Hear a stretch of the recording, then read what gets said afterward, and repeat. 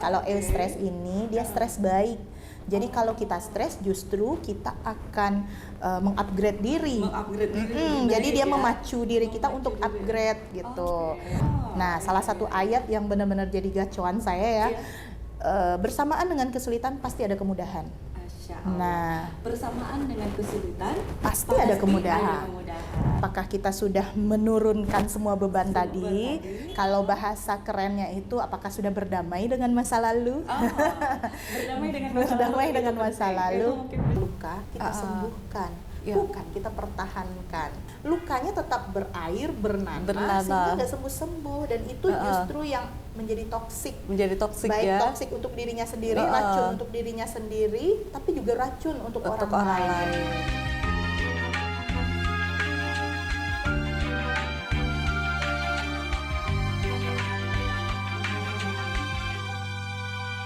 Assalamualaikum warahmatullahi wabarakatuh. Hari ini telah hadir bersama saya narasumber kita, seorang psikolog muda yang hebat, yang terkenal di kota ini, Ibu Yosi Molina, SMPSI Psikolog. Apa kabar hari ini, Ibu? Alhamdulillah Bu Nur, sehat. Bu Nur gimana? Alhamdulillah sehat, luar biasa banget ya. Senang sekali Ibu bisa berkenan bersama kami hari ini. Wah, saya juga terhormat sekali. Masya Allah, luar biasa. Saat ini kita akan membahas pandangan dari sisi psikolog terhadap para wanita ya, atau perempuan ya. Perempuan. Bu, seberapa penting sih wanita perlu menjaga kewarasan atau kesehatan jiwa dan mental?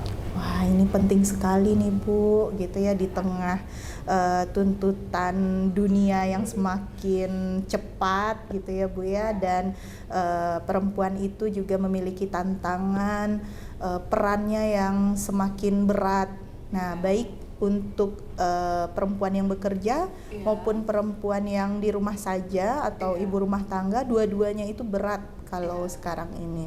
Nah, yang menarik ada tuh saya baca di buku Men from Mars and Woman from Venus, yang penulisnya itu John Gray. Jadi John Gray ini berkata bahwa wanita zaman sekarang itu dia semakin berat nih beban kehidupannya, baik yang untuk ibu rumah tangga maupun yang bekerja, terutama yang bekerja nih, karena dia memiliki peran ganda.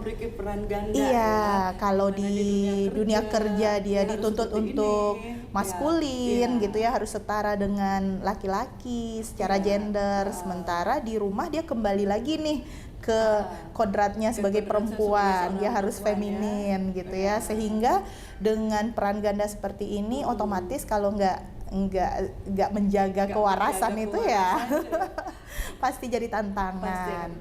Dan juga kalau untuk ibu yang di rumah saja, ibu rumah tangga, dan sekarang kan kita lihat ya Bu Nur, makin kesini perempuan itu semakin tinggi nih tingkat pendidikannya, semakin sadar akan belajar, sehingga ketika dia sudah memiliki mungkin pendidikan yang tinggi, S1, S2, bahkan ada yang S3, dan begitu menikah dengan penuh kesadaran, ada juga yang memilih untuk di rumah saja.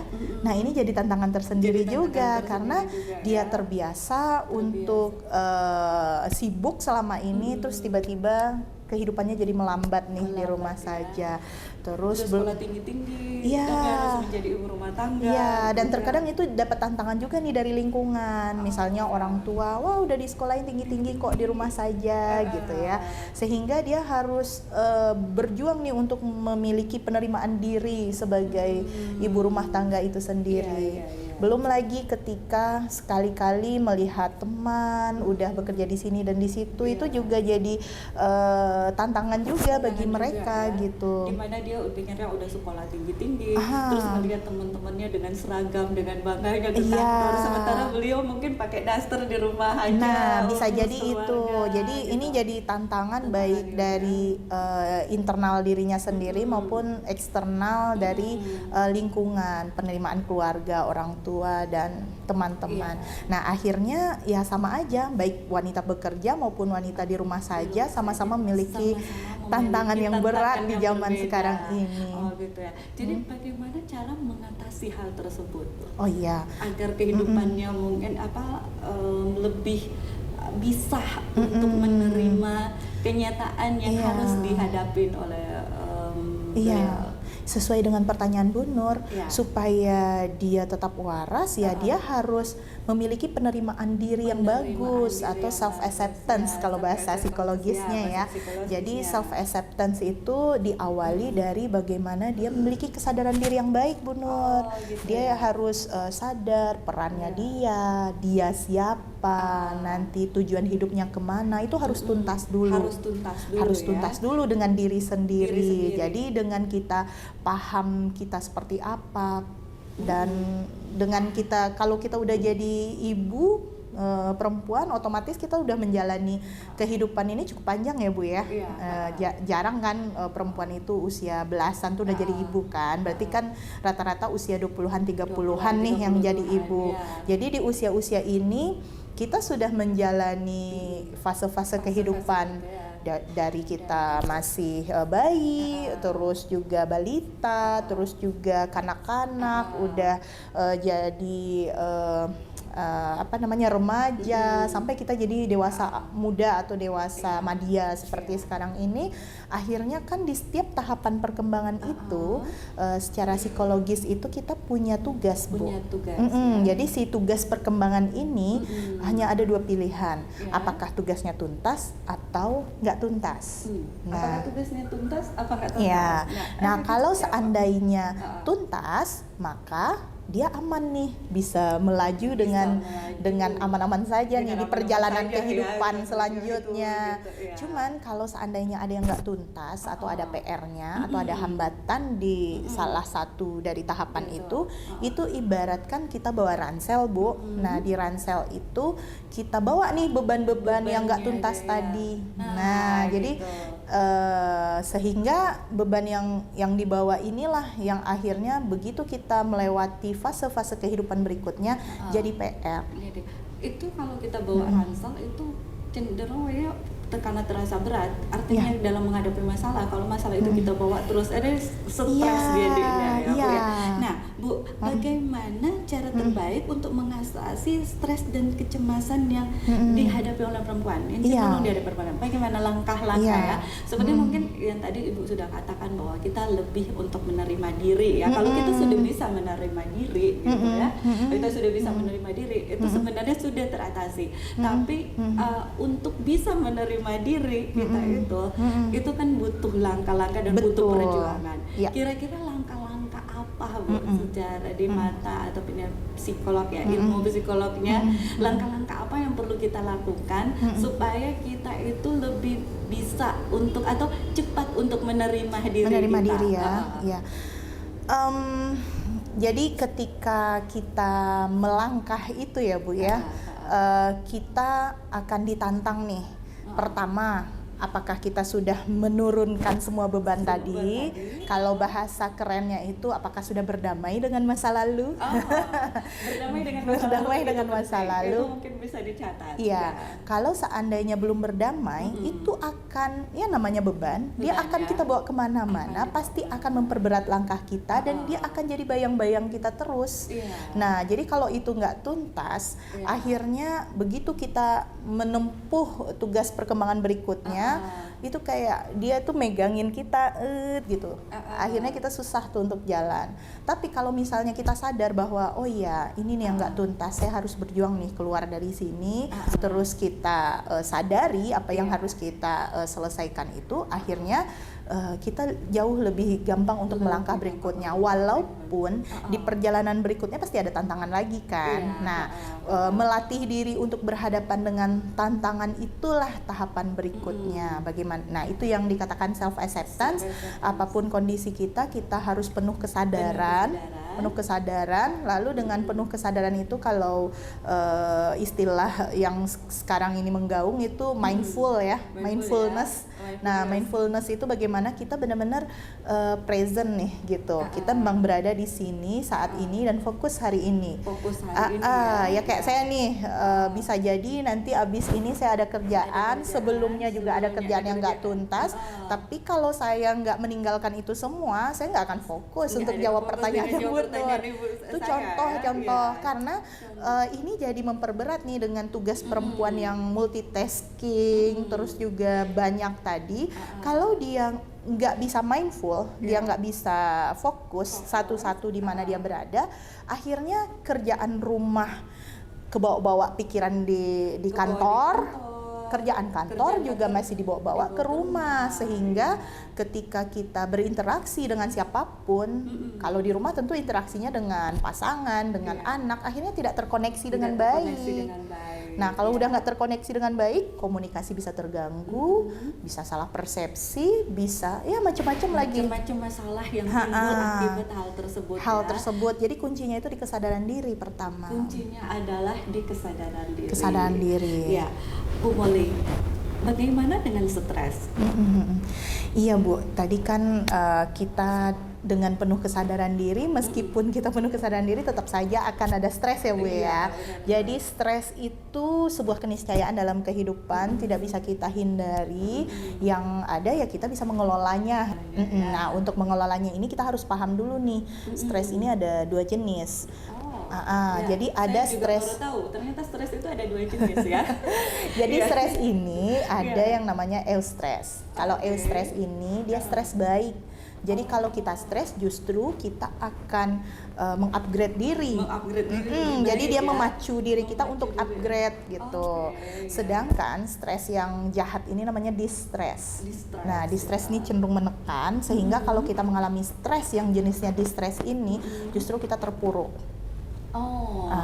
Jadi kunci untuk kita bisa mengelola stres ini kita sadari sekali lagi kesadaran ya Bu ya.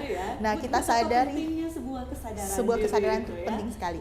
Jadi ketika kita sadari bahwa oh iya, saya sedang mengalami tekanan. Dan dalam agama kita, dalam Islam, ayat-ayat itu banyak yang membantu kita untuk mengelola agar stres ini kita pandang secara positif. Nah, salah satu ayat yang benar-benar jadi gacuan saya ya, bersamaan dengan kesulitan pasti ada kemudahan. Nah, bersamaan dengan kesulitan pasti ada kemudahan. Ketika kita meyakini itu, maka setiap tekanan yang datang, stres yang datang, kita akan berlatih otak kita untuk fokus apa ya hikmah di balik semua ini. Nah, makanya nih orang Indonesia benar. Sangat gampang ke arah situ. Ketika dia ada musibah, untung masih ini. Untung masih ini. Untung itu sebenarnya bagian dari eustress gitu. Bagaimana dia melihat hikmah di balik segala kesulitan masalah itu. yang dihadapin gitu ya. Nah, jadi dengan makanya saat kunci pertama adalah kesadaran diri, dia coba sadari ini apa nih hikmah di balik semuanya. Nah, itu cara kita agar si stres ini bisa berjenis stres yang baik. Stres yang baik ya, gitu. Karena banyak orang yang sama-sama memiliki tekanan yang sama. Ada yang bisa menyikapinya itu menjadi eustress. Jadi kalau eustress itu ibaratkan dia dapat tekanan tuh kayak bola bekel yang dipantulkan ke bawah, dia melambung. Dia melambung ke atas ya, gitu. Jadi akhirnya dia bukannya jatuh tapi malah lebih tinggi lagi. Itu yang terbaik ya. Yang terbaik. Sementara kalau yang di stres itu kayak jatuh tape. Tape hancur. Gebluk hancur. Nggak bisa diapa-apain lagi. Nggak bisa diapa-apain lagi. Itu yang kita hindari. Itu yang harus dihindari. Jadi sebagai perempuan kita harus tangguh. Harus tangguh ya. Harus strong ya. Iya, karena di kita perempuan tentu yang mulia itu adalah ketika dia jadi ibu, dia punya anak, dia harus kuat. Apapun yang terjadi, dia harus mengeluarkan frekuensi yang positif gitu. Karena itu akan mengalir ke anak-anak. Karena hebatnya seorang wanita justru di saat seperti itu. Ya. Jadi jangan menyerah kalau misalnya ada masalah, seperti yang sudah dikatakan oleh Bu Molly ya tadi ya, bahwa ketika kita ada masalah, ketika ada tantangan seberat apapun itu, kita harus melihat sisi baiknya ya. Kita harus bisa mengambil kesadaran kita itu harus tinggi, dan kita dengan dengan punya kesadaran Diri yang diri yang baik. tinggi dengan baik, kita mampu mengambil hikmah dari setiap persoalan Benar, ya. benar. Bu Molly, berdasarkan pengalaman Ibu sebagai seorang psikolog, adakah perbedaan seorang wanita dan pria dalam menghadapi masalah tidak? Oh, ada banget. Masih Gitu dari ya. buku si John Gray tadi Si ya. John Gray Karena tadi ya. ketika ya perempuan dan laki-laki itu kan nggak bisa dipisahkan. Harusnya sunatullahnya itu yang berdampingan. Satu sama lain tuh melengkapi, dia nggak bisa disamakan. Iya. Karena ya dia saling melengkapi. Cuman Iya. ketika kita tidak memahami perbedaan ini, Iya. akhirnya kita kayak ngarep gitu. Iya. Ngarep misalnya si perempuan biasa menyelesaikan masalah tuh dengan cerita Curhat. Akhirnya kita akan berharap misalnya suami kita akan mendengarkan cerita kita ya. Nah sementara laki-laki itu nggak tahan mendengarkan orang curhat. Capek ya udah. Ngapain, saya sudah capek-capek di kantor, terus di rumah juga saya harus mendengarkan ocehan ya. Terus tambah lagi laki-laki itu ketika perempuan curhat sama dia yang mana curhatan perempuan itu cenderung keluhan ya. Nah itu laki-laki sebagai pelindung, sebagai imam, sebagai pasangan, dia seperti tertantang. Dia merasa bahwa wah saya gagal nih melindungi pasangan saya. Nah akhirnya pikirannya tuh sibuk, yang namanya laki-laki kan logis ya. Dia sibuk untuk carikan jalan keluar. Padahal kalau perempuan itu curhat dia nggak butuh jawaban, didengerin aja. Justru gitu ketika kita langsung dapat jawaban, kita tuh akan menganggap kamu nggak ngerti deh. Itulah kita wanita ya. Karena ya cara pandangnya berbeda. Terus si laki-laki merasa oh perempuan akan senang ketika ada solusi. Sementara perempuan sebenarnya dia nggak butuh solusi, dia cuma butuh didengerin. Nah sebaliknya ketika laki-laki sedang ada masalah, laki-laki ini cenderung tertutup. Dia akan masuk ke dalam gua. Dalam gua, ya guanya macam-macam. Ada yang guanya mungkin zaman sekarang itu main game, satu guanya itu olahraga, lari, sepedaan, naik gunung atau apalah ya. Nah itu sebenarnya bagian dari laki-laki masuk ke dalam gua. Dan ketika dia ada masalah, dia akan sangat tertutup. Sementara perempuan merasa tersinggung dengan cara seperti itu. Berarti ini suami saya nggak percaya sama saya ya. Kok nggak cerita ya? Akhirnya maksa-maksa dong ceritalah. Sementara si laki-laki nggak bisa kayak mau gitu. ya, dia diem aja ya. Kalau seandainya udah selesai masalahnya baru bisa cerita. Nah gitu. Beda kan? Beda banget ternyata ya. Memang itu hal yang perlu perempuan pahami. Perempuan pahami, laki-laki juga pahami. Gitu. Bu Molly, kalau kita nih sebagai istri, kan berat banget nih yang seperti Bu Molly udah ngomongin ya, namanya kita seorang perempuan itu maunya curhat, maunya didengerin aja gitu. Nah, terus kalau misalnya nih dapat suami yang seperti Bu Molly bilang, dia nggak mau denger gitu kan, atau sibuk dengan mencari solusi yang kayak gini-gini, padahal bukan itu yang kita butuhkan. Nah ketika kita dalam posisi seperti itu, apa yang perlu kita lakukan sebagai seorang wanita berhadapan dengan suami yang seperti itu gitu? Sebagai perempuan kita harus sadari bahwa laki-laki emang seperti itu. Jadi jangan membayangkan suami orang lebih baik ya. Jangan pernah membayangkan suami orang lebih baik dari suami kita.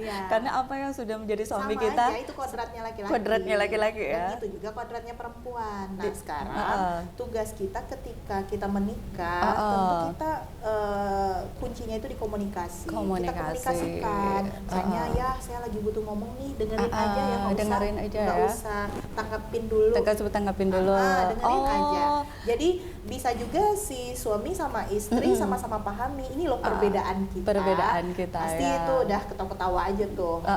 Karena sama-sama merasa oh gitu ya. Dirasakan. Akhirnya saling memahami ya antara satu dengan yang lain. Kalau enggak si perempuan tetap merasa suaminya nggak perhatian, si laki-laki merasa perempuan ini terlalu banyak tuntutan, selalu akan begitu. Jadi kan nggak ada titik temu kan. Nggak ada titik temu, akhirnya disitulah cenderung terjadi perceraian ya. Jadi pertengkaran yang menyebabkan perceraian ya. Bahwa kita berharap laki-laki itu seperti yang ada dalam bayangan kita. Si laki-laki juga berharap perempuan itu seperti yang dalam bayangan dia. Padahal kita nih baru ketemunya kan sekarang. Sekarang ya. Jadi Bu Molly, berdasarkan pengalaman Bu Molly sebagai psikolog nih, perlu nggak ya kita mencari seorang pasangan itu yang sepadan dengan kita? Ya sebenarnya Apa itu pengaruh kuncinya, secara psikologis? ya kuncinya itu sepadan itu atau sekufu itu kan beda-beda ya. Beda-beda ya.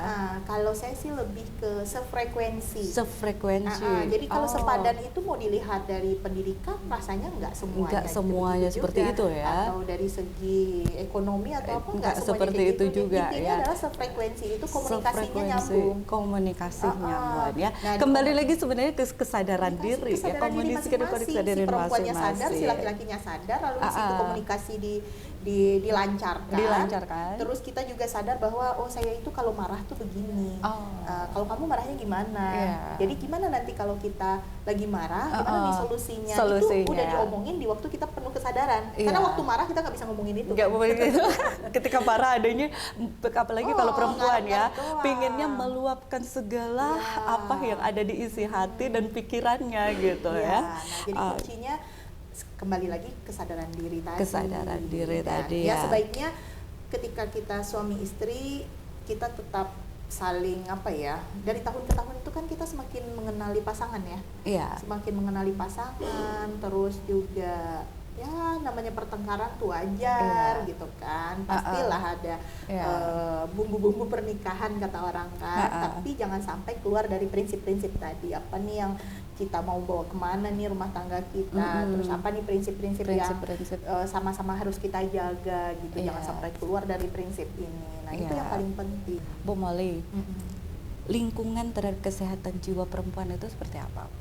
Lingkungan ya itu tadi ya. Jadi si kesehatan jiwa perempuan itu sangat tergantung dari internalnya dirinya, lalu eksternalnya adalah si lingkungan, mulai dari pengasuhan dia, seperti apa orang tua mengasuh dia, itu akan menyumbangkan beban juga, menyumbangkan luka-luka pengasuhan ya. Terus selanjutnya ketika beban, sekali lagi nih, internal eksternal ini sangat terkait.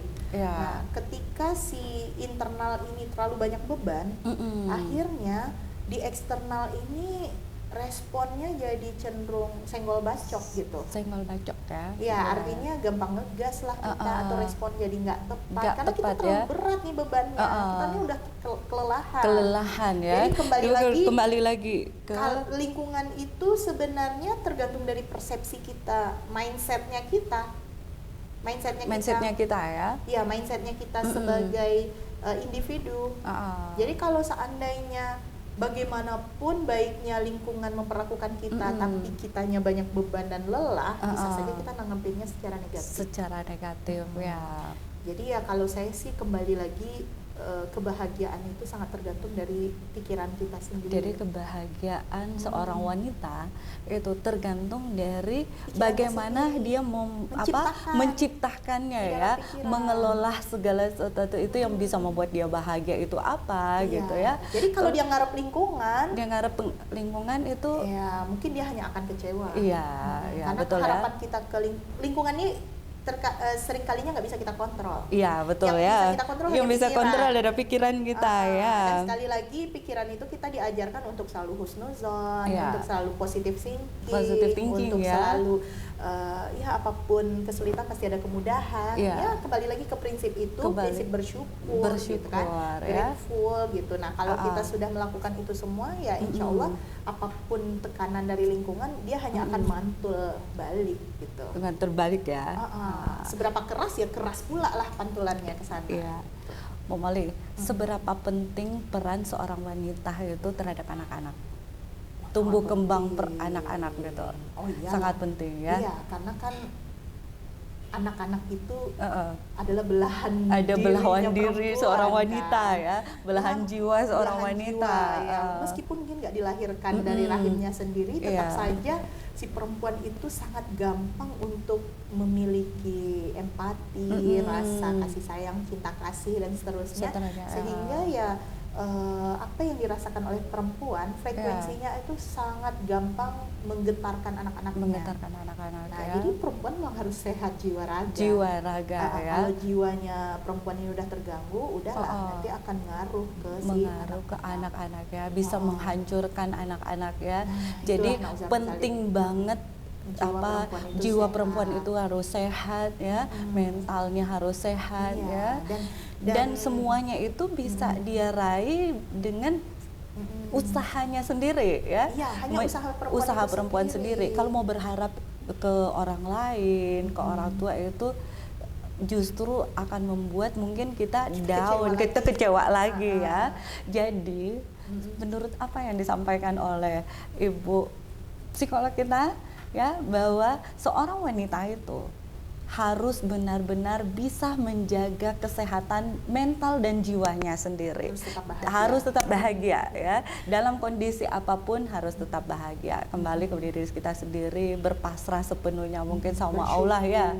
Tetap memaksakan diri untuk bersyukur. Karena kan Meli, apalagi seorang wanita ya, kalau menghadapi suatu masalah adanya kan kita nangis sejadi-jadinya ya. Nggak apa-apa nangis ya.